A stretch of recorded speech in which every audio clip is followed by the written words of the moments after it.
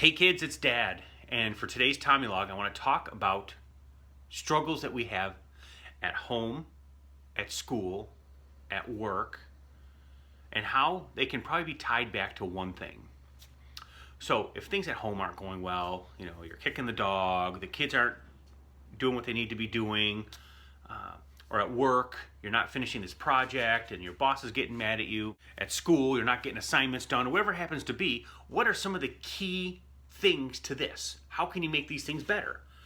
And I think it boils down to communication. How are you going to communicate? How are you going to talk to people? And how is your message going to go over? If you say nothing, you've already lost, in my opinion. But if you say, hey, I need help with this, then they know you need help. If you communicate milestones and communicate things, they're going to know, hey, these things are happening and these things are important. When we think about, how we think a lot of the problems in life, what are the big stems of these? Where do these problems come from? And I think lack of communication. Being able to sit down, break down some barriers and say, hey, let's talk through this. Let's see what we can do to make this situation better. Almost 100 times out of 100, communicating makes it better.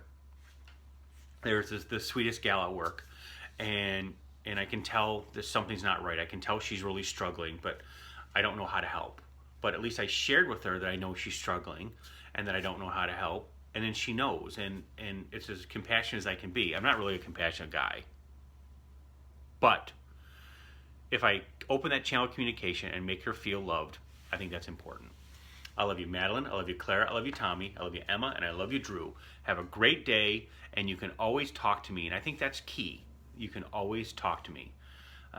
Just thinking about, and I did a TommyLog about this, but one total great story is, Madeline went to a haunted house and didn't feel it was right.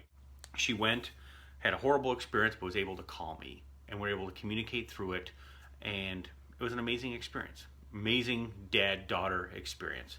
So I love you. I love you for that. I will talk to you kids later. Boom. Communication. Bye.